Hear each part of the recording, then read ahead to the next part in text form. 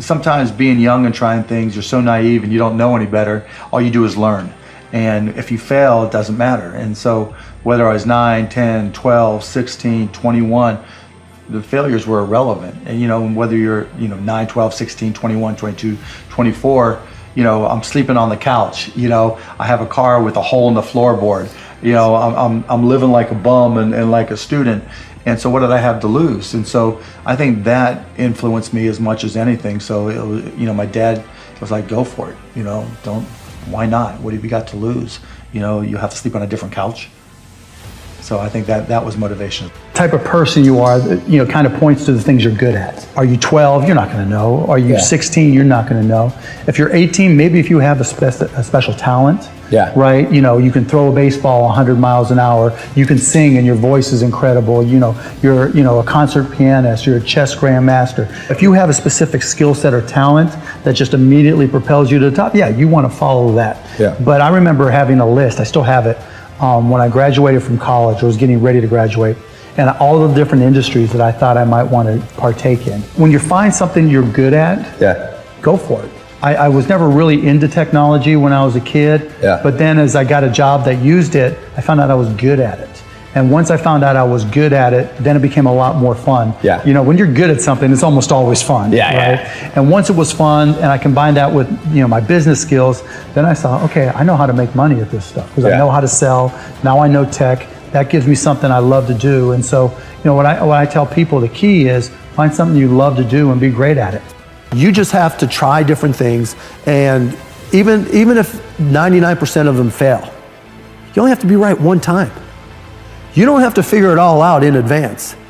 You can be wrong. You could pick the wrong career. You can pick the wrong job. You can pick the wrong spouse. You can pick the wrong whatever. But you get it right one time, you're set. But if you don't try, and if you don't go out there and try all those different things, you'll never get that one time. And so it's not a question of, okay, how much different stuff do I do, or how many different things should you try? Try them all. Try them all until you find the one you like. And then it's like, it gets really easy, because even when shit's up, you're on a mission. You're loving what you do, and then it gets easy.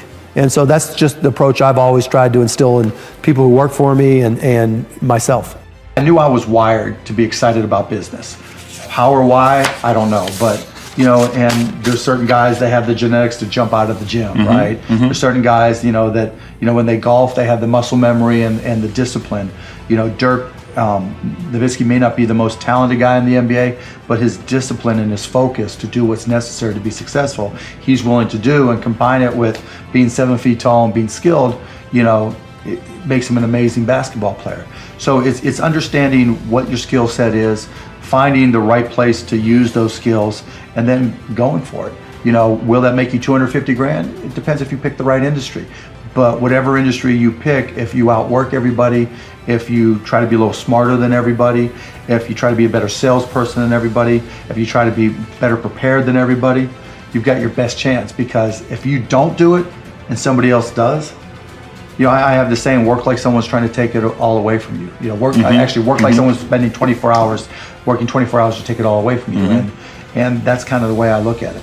I remember asking my dad to, I wanted new basketball shoes because I was a basketball junkie back then. He's like, well, your shoes work. If you want a new pair of tennis shoes, you have to go out there and get a job. And I'm like, Dad, I'm 12 years old, and it just so happens he was playing poker with his buddies, and one of his buddies was like, well, I got a job for you. I've got these garbage bags that we distribute. You can sell them door to door.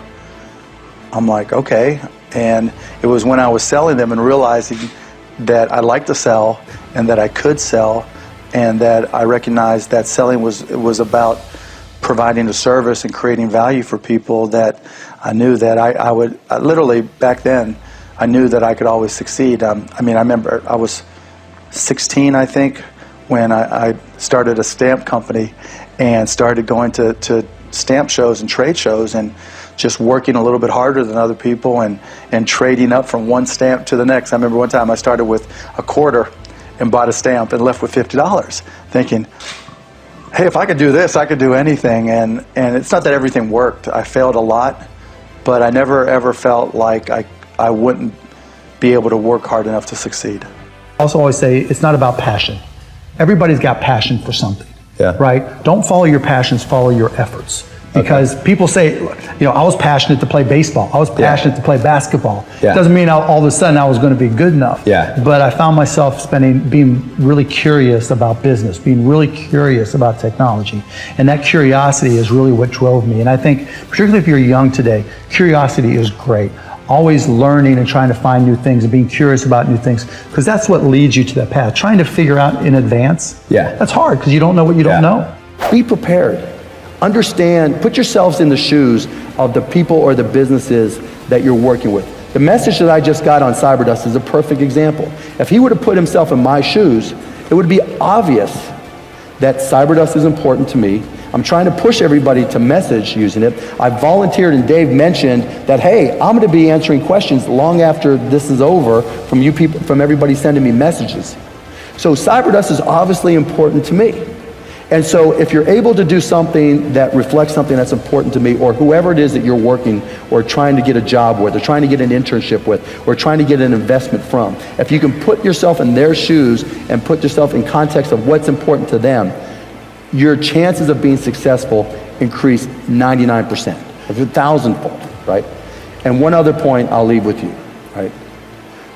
If you're working for somebody, the best way to be successful is by reducing the stress of those around you. It's not about you. I mean, it's always about me, but that's a different point. But it's not about you.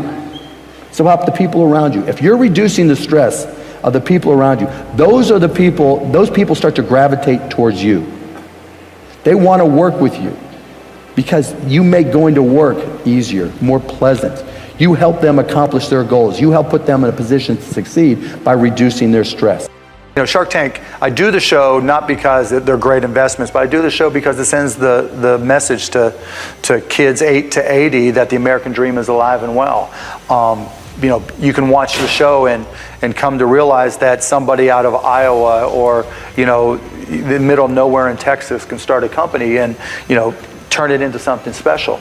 And I think, so many families watch the show together that it's just, particularly in this day and age when so many people are saying what's wrong with this and what's wrong with that and what's wrong with America, it just really reinforces that, somebody with an idea who's willing to, go beyond just an idea to a company phase and really work, something special can happen. And just reinforcing that is really important to me. What makes it work is like everybody's got ideas, right? And most people just think, oh, it's my idea and I don't have this, right? The people that get it done, they don't look at the obstacles, they look at the opportunities. Instead of coming up and say, oh, wish I had a connection, wish I had money, wish I had this. Like this dude with the surfboard, man. He went out and found a used surfboard and he started putting it all together and it was just his time, and then he took it, built one, figured it out, built another one. And then it's the same thing with some of the other, pretty much all the other companies where, rather than finding the excuses why they can't do it, they find the reasons to make it work and then they just bust their ass and good things happen.